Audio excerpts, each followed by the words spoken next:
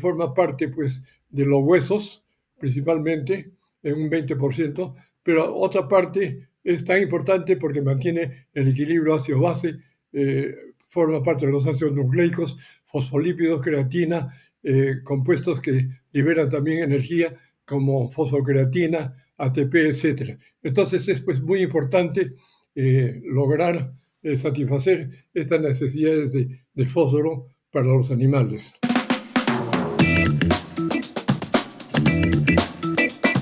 Hola, bienvenidos a este nuevo episodio de la Podcast. Mi nombre es Juan David Latorre y voy a ser anfitrión en este nuevo episodio en el cual vamos a tocar un tema relacionado a los requerimientos y aportes del fósforo para la avicultura. Y para hablar sobre este tema, tengo el placer de compartir con ustedes y con el ingeniero Oscar Briceño.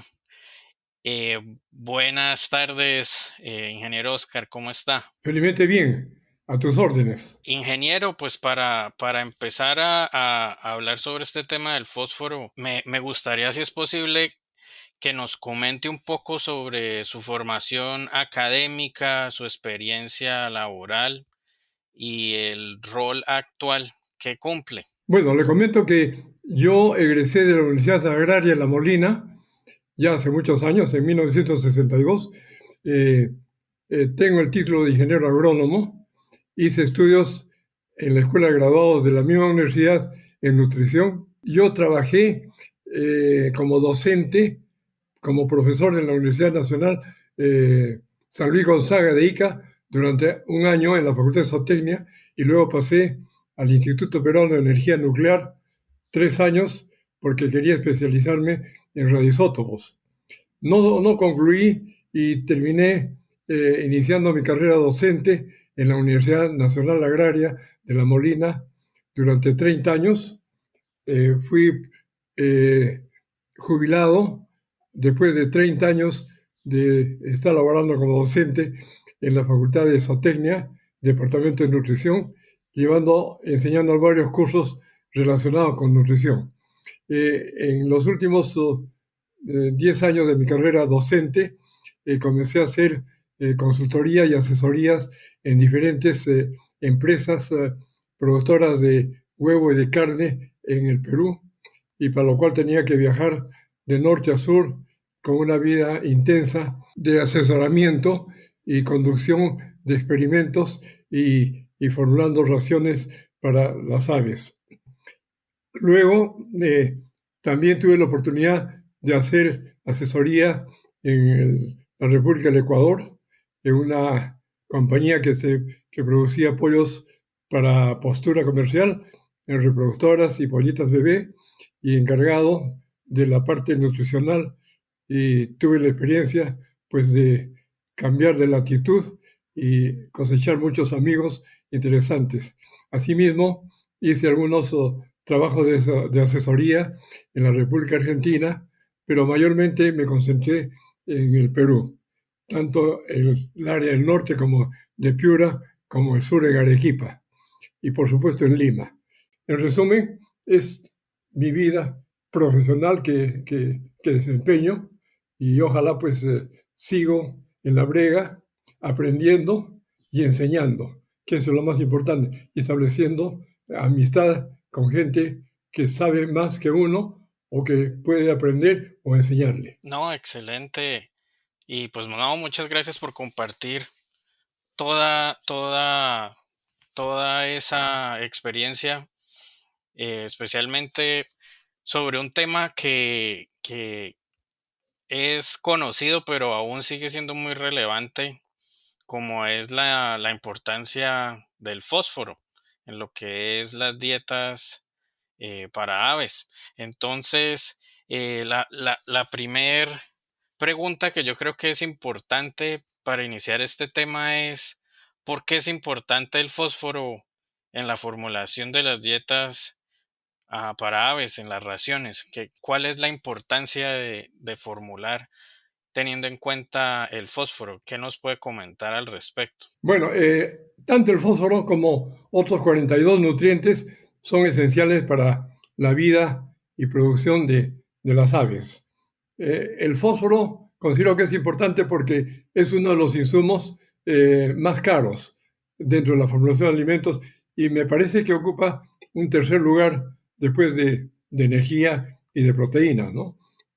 Actualmente el precio de la tonelada de fósforo en fosfatos está pues entre 500 y 600 dólares. Y esto ha sido alterado en buena parte por la guerra entre Ucrania y Rusia, que por los fertilizantes ha habido bastante demanda. Entonces, si consideramos que el fósforo es uno de los nutrientes más caros que está en la formación de alimentos, entonces diremos pues que, así como el calcio, son los macroingredientes que forman parte del alimento. Como un alimento para ave generalmente está formulado y compuesto por insumos de origen vegetal, los vegetales no tienen suficiente cantidad de fósforo y por supuesto de calcio, para lo cual necesita ser aportado de una forma externa, en forma inorgánica. Entonces lo que tenemos es que buscar las fuentes de fósforo, como los fosfatos, que están escasos, aunque hay una ligera tendencia a la baja. De los alimentos que conforman una ración balanceada, les repito, pues formado por especies vegetales, el fósforo contenido en estos insumos vegetales es escaso y está ligado al ácido fítico, y para lo cual nosotros debemos de usar una fuente inorgánica externa. Además, esto traía como consecuencia que la fitasa nos ayude en liberar el fósforo de los vegetales, que está en un 33% libre y 66% ligado. Entonces la fitasa va a liberar pues este fósforo y nos va a ayudar a satisfacer parte de los requerimientos. Entonces, agregando las rocas fosfatadas como fosfato, sea de sodio o de calcio, pues logramos cumplir y satisfacer las necesidades de calcio, ¿no? El fósforo, pues, de calcio y fósforo. El fósforo es muy importante porque forma parte, pues, de los huesos, principalmente, en un 20%, pero otra parte es tan importante porque mantiene el equilibrio ácido-base, forma parte de los ácidos nucleicos, fosfolípidos, creatina, compuestos que liberan también energía, como fosfocreatina, ATP, etc. Entonces es pues muy importante lograr satisfacer estas necesidades de fósforo para los animales. Y basado en su experiencia, ¿cómo han cambiado los requerimientos de fósforo en los últimos años? ¿Qué nos puede comentar en esos cambios de requerimientos del fósforo a través del tiempo? Con la utilización del fósforo que se añade a los alimentos, hemos venido usando alimentos muchas veces muy ricos en fósforo, porque hemos seguido los lineamientos que hay para satisfacer los requerimientos de fósforo. Esto ha traído como consecuencia que parte del fósforo excretado en las heces afecta el medio ambiente y las aguas, sobre todo proporcionando elementos que son inadecuados, favoreciendo el crecimiento de algas. Entonces, para el uso de liberar esa parte de fósforo, hemos usado la fitasa y con ello hemos disminuido el uso de fosfatos inorgánicos en los alimentos. Entonces, esto logró incidir en preguntarse, ¿estamos agregando mucho fósforo al alimento? Y todas las empresas de genética, sean de postura o de pollo y carne, comenzaron a estudiar y evaluar, y los rendimientos y las necesidades de fósforo han ido disminuyendo paulatinamente en el tiempo. Esto más o menos ha sido no muy notorio en los alimentos de inicio, entonces para animales, para aves jóvenes, pero sí, por ejemplo, con muy intensidad la reducción del requerimiento de fósforo para aves más adultas. En pollo de carne, digamos, para el finalizador. Para el inicio, ha habido una disminución aproximadamente de un 3 a 4% menos de fósforo disponible y en alimentos finalizadores más o menos de 6%, más o menos dependiendo de la línea genética que han ido avanzando y retrocediendo en el tiempo conforme obtenían resultados de los criadores. En las aves de postura esto ha sido más notorio porque animales de vida larga, también al inicio de la producción de huevos, la disminución del fósforo disponible ha sido más, y digestible también, ha sido más o menos de un 6%, y en animales ya de 65 a 70 semanas de edad, ya la disminución ha sido eh, bastante fuerte, más o menos de un 21% en los últimos tiempos. De tal manera que ya se están haciendo raciones pues, para aves de postura con niveles tan bajos de fósforo disponible de 30, 27%, ¿no? Entonces eso ha obligado a que tengamos que usar menos rocas fosfatadas, menos fosfatos en las raciones y en consecuencia mejorar el clima, el medio ambiente, por la menor eliminación de fósforo a, a la tierra o al agua. Excelente. Entonces, bueno, ya vi que mencionó un poco sobre lo que es la utilización de las fitazas. Una pregunta que yo creo que es típica, ¿cómo seleccionar la mejor fitasa? ¿Qué factores considera usted que se deben considerar a la hora de seleccionar la mejor fitasa? Es un tema bastante interesante, pero a su vez controversial, porque va a depender de de qué fitas estamos hablando. Más o menos hace 40, 50 años ha habido un boom en el uso de fitazas y en la oferta de fitazas. Diferentes empresas de mucho renombre y de poco renombre están ofertando fitazas de segunda, tercera, cuarta generación y que liberan en promedio de 0,1 a 0,17, 0,18% de fósforo en las raciones. Entonces, creo yo que ya es universal el uso de las fitazas en los alimentos. El problema radica en qué fitasa tengo que elegir y esto está en función del proveedor, del medio donde vivo, donde exploto los animales, las facilidades que tiene y la demostración de la efectividad de la fitasa mediante la presentación de trabajos publicados en revistas pues, de renombre como Purchase Science o el Journal of Applied Nutrition que determina la ventaja de usar. Con ello se ha logrado pues usar eh, usar menos fósforo y tener mejores resultados. Es difícil decir, por ejemplo, que cuál es la mejor fitasa, ¿no? Hay fitazas que están saliendo con mucha frecuencia y que ofertan pues una liberación alta, ¿no? Ahora viene también el, el problema de fitazas, de las dosis y la superdosis de fitazas, ¿no? Entonces, en pollo de carne sí esto está funcionando, pero es difícil y falta un poco de información para el uso de fitazas en aves de postura, debido a que los niveles altos de calcio que se emplean hacen que el pH suba, o sea, se vuelva alcalino, y esto tiene una interacción negativa con el uso de la fitasa, ¿no?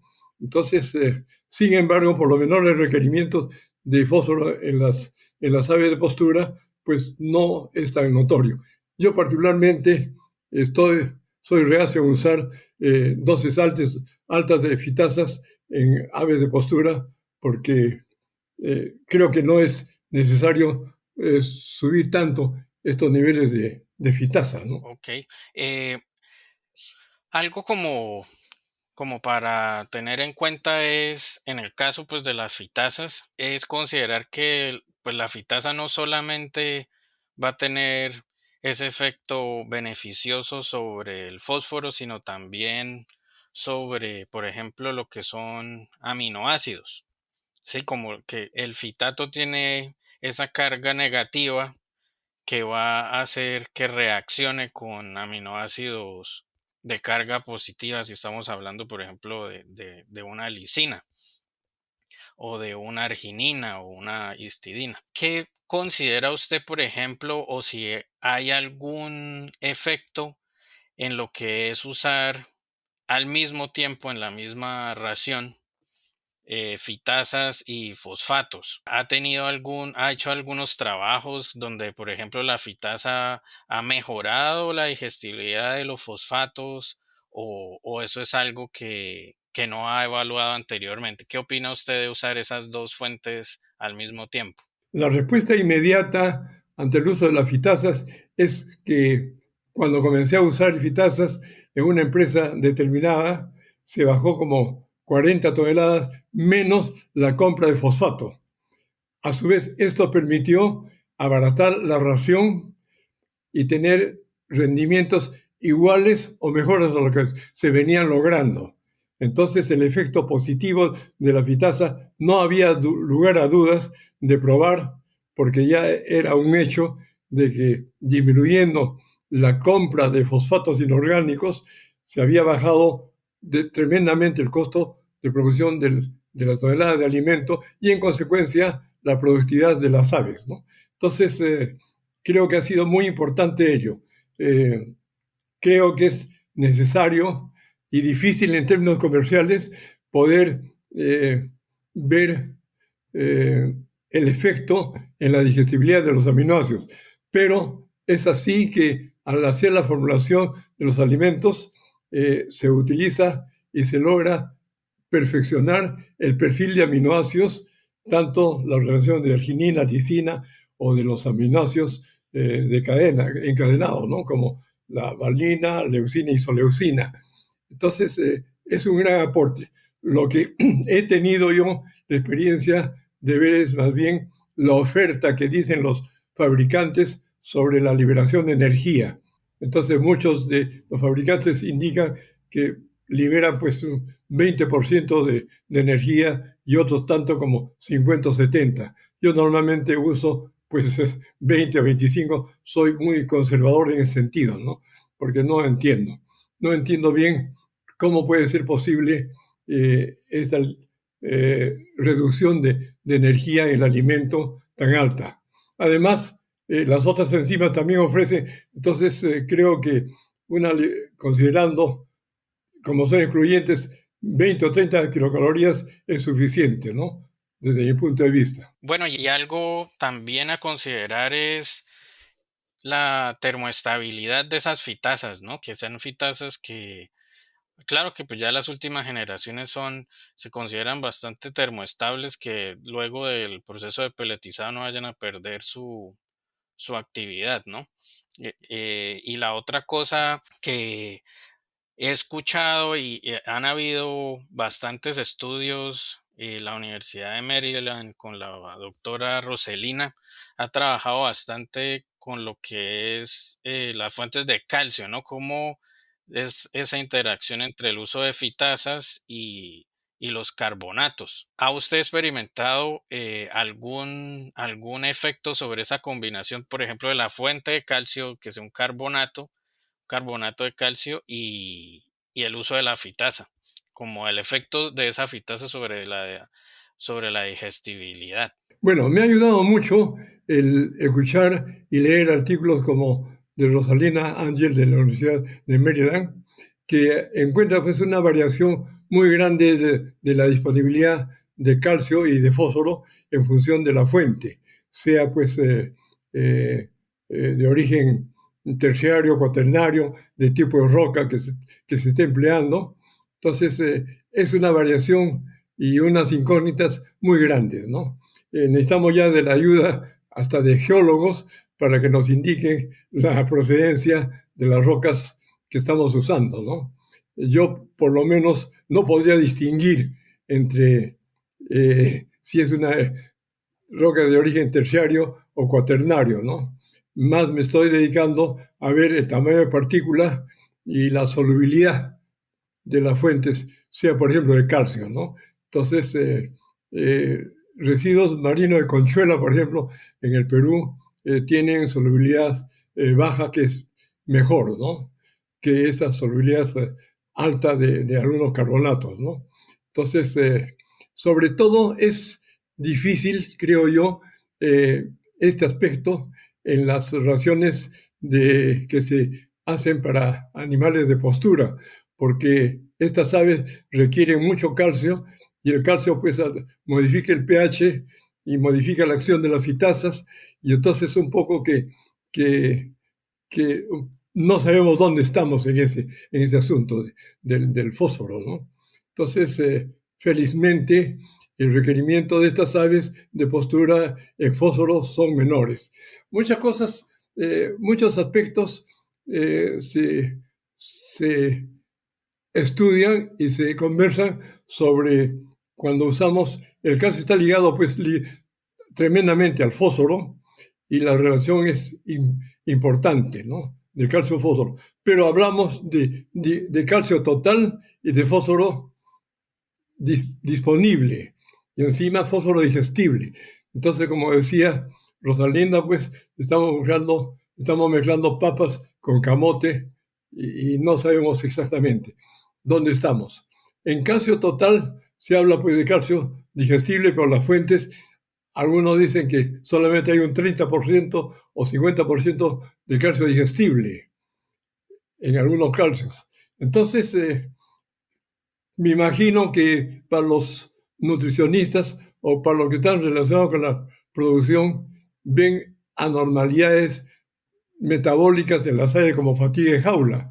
Entonces, gran parte de esto debe ser relacionado con que la estimación que estamos haciendo del calcio y en consecuencia del fósforo, pues no es tan bien adecuado porque se está produciendo estas anormalidades metabólicas. Y más aún que en el área de postura comercial ya casi es una tendencia general el explotar las aves de 70, 80, 90 y 100 semanas de edad. Entonces, conocemos nosotros que en función de la edad, pues la digestibilidad y absorción de nutrientes en las aves de más edad son menores. Por lo tanto, el ajustar los niveles de nutrientes en general va a ser difícil. Además de que el daño que está sufriendo el hígado, que trabaja intensamente a esa edad, pues es un problema satisfacer las necesidades. Yo he estado discutiendo en las últimas semanas un problema de osteoporosis, o sea, fatiga de jaula, que se está presentando en mayor nivel, pero todo eso depende pues de cómo ha sido el levante y cómo ha sido formada esa gallina para que al final responda. La gallina de más edad produce un huevo de mayor peso, el calcio ya no se va a necesitar de 2.2 de calcio para formar la cáscara de huevo, sino ya de 2.6 por el mayor tamaño. Entonces, creo yo que este tema tiene que ser bastante discutido y capaz relacionado con la mejora de nutrientes que deben ser revisados, ¿no? Para evitar estos problemas. Entonces creo que esto es un tema desafiante. El fósforo, como decía al inicio, lo consideramos los nutricionistas como un fósforo disponible que está en los vegetales y que ayuda a la fitasa a liberarlos. También el término de digestibilidad presecal del fósforo. Hay muchos datos ya en la literatura de estos valores de digestibilidad presecal del fósforo, que son los que debemos trabajar. Sin embargo, pues no hay muchos datos en general y ya el World Poultry Science Association ha realizado un protocolo para que se determine el fósforo digestible presecal de forma uniforme y se puedan obtener datos que nosotros podamos usar en la formulación de alimentos balanceados, de alimentos para aves. Entonces creo que esperamos todavía un desarrollo interesante sobre ello y la uso y normalización de estos valores para usar calcio digestible y fósforo digestible presecal. Mientras tanto, pues seguimos un poco en la nube con la digestibilidad del calcio y la digestibilidad del fósforo. Perfecto. Y bueno, como usted mencionó anteriormente, este tema del fósforo y su importancia, el uso de fitasas es un tema muy amplio que requeriría, la verdad, una serie de episodios. No se podría cubrir todo en uno solo. Y pues algo que me parece crucial como para la gente que está tomando decisiones a nivel de industria, me gustaría saber, por ejemplo, ¿qué le exigiría a usted a un proveedor de fosfatos?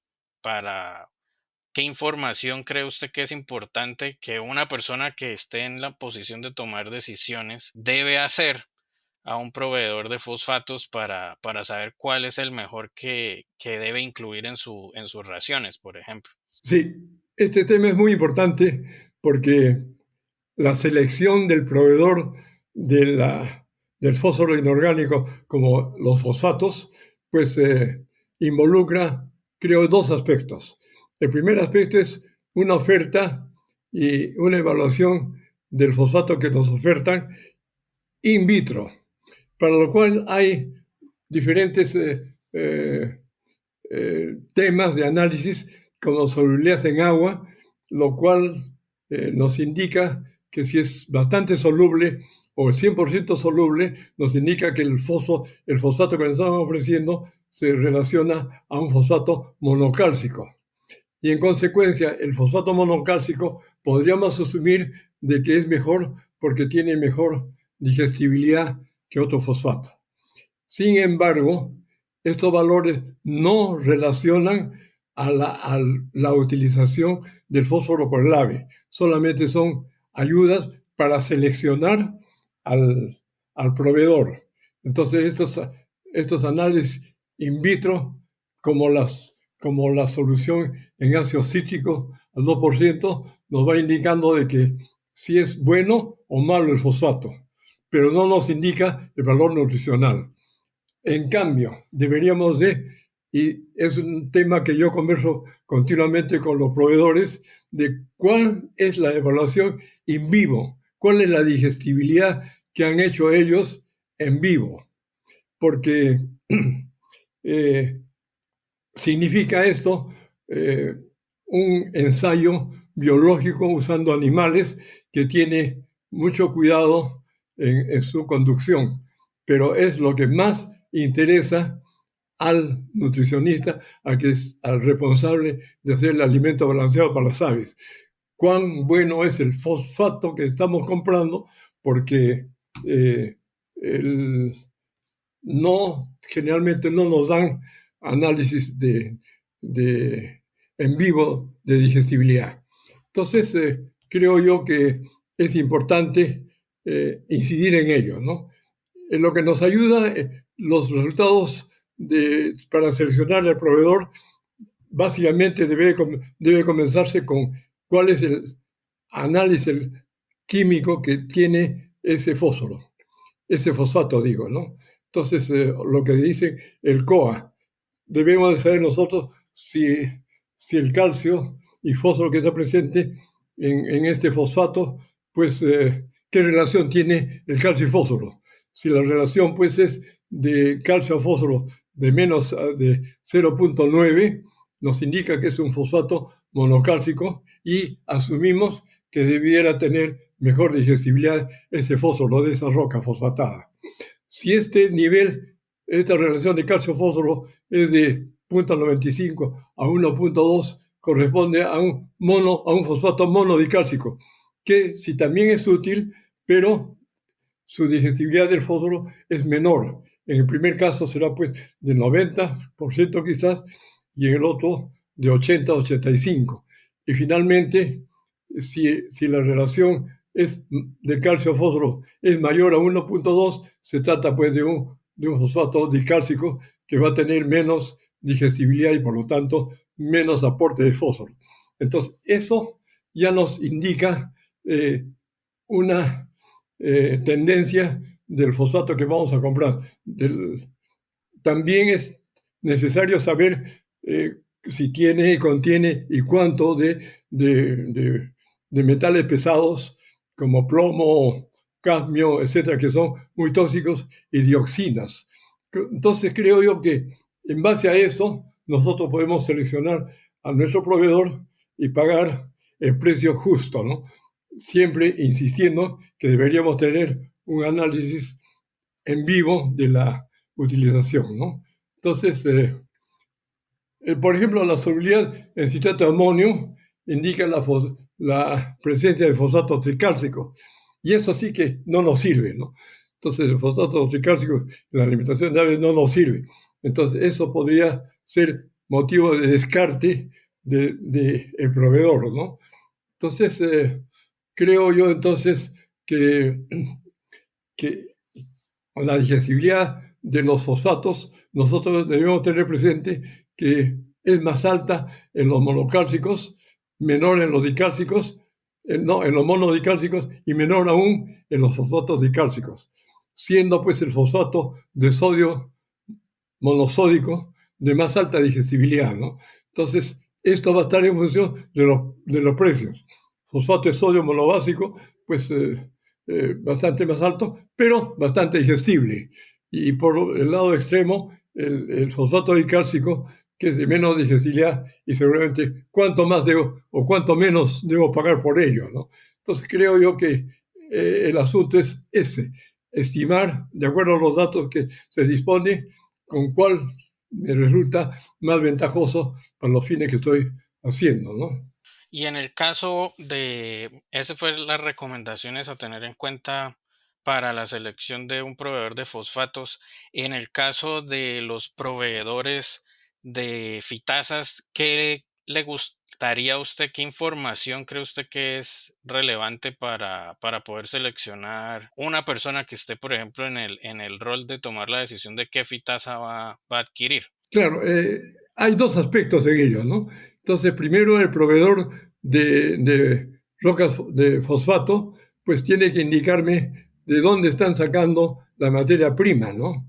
Porque sabido es de que la explotación de las fuentes de rocas fosfatadas, rocas fosfóricas, que presentes pues en Marruecos, en Sahara, en Europa, Estados Unidos, la disponibilidad está disminuyendo, ¿no?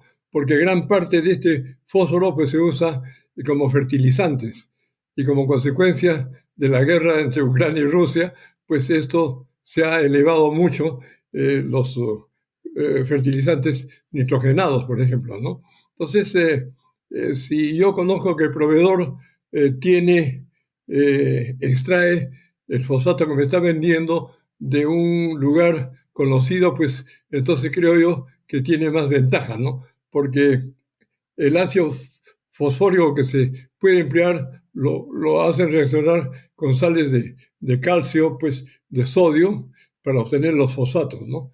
Entonces, creo yo que esa parte es importante, que nos diga el proveedor de dónde está extrayendo estos fosfatos para poder adquirir, ¿no?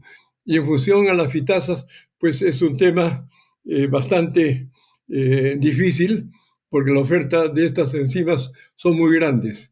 El común denominador es de que las fitasas han venido ya hace tiempo para quedarse. El asunto está cuál empleo y en cuánto, y cuánto cuesta, ¿no? Entonces la termoestabilidad, antes había una diferencia muy grande entre la que era termoestable y la que no. Sin embargo, ahora los precios están equilibrándose, ¿no?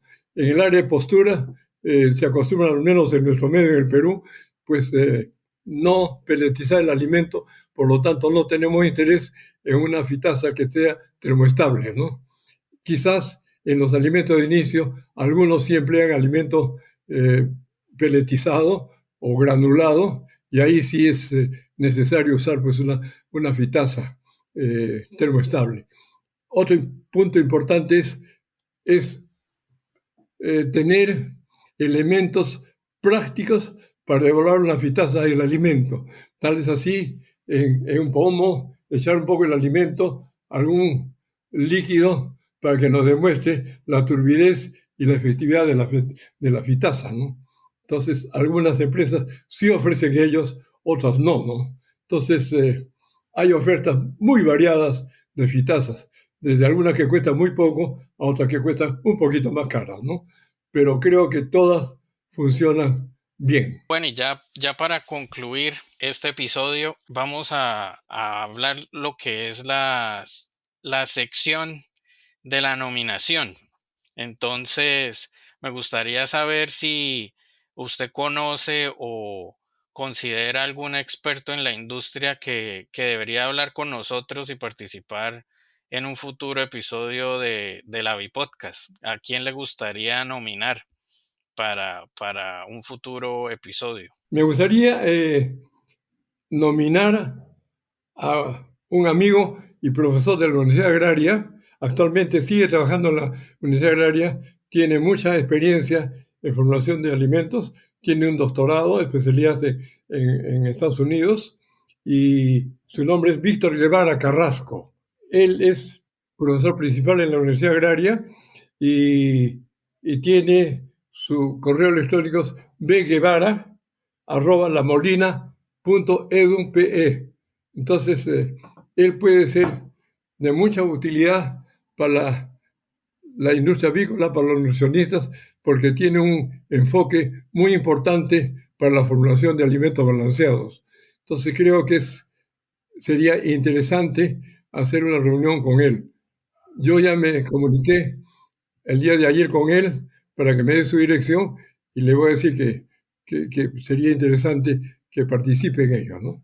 Listo. Entonces, esperemos poder contactarlo y que haga y que participe y que comparta su conocimiento en un futuro episodio. Pues más que nada, darle las gracias por su tiempo y por compartir su experiencia con nosotros en este episodio tan interesante relacionado al fósforo. Y pues agradecerle por su tiempo y muchas gracias y espero que pueda volver a participar en un futuro. Muchas gracias por la oportunidad y definitivamente me gustaría poder participar para poder aprender. Esa es la idea. Nunca dejo de aprender y me gusta mucho enseñar lo poco que he aprendido. Entonces, le agradezco profundamente esta oportunidad y ya nos veremos pronto. Muchas gracias. Bueno, hasta luego. Muchas gracias, doctor.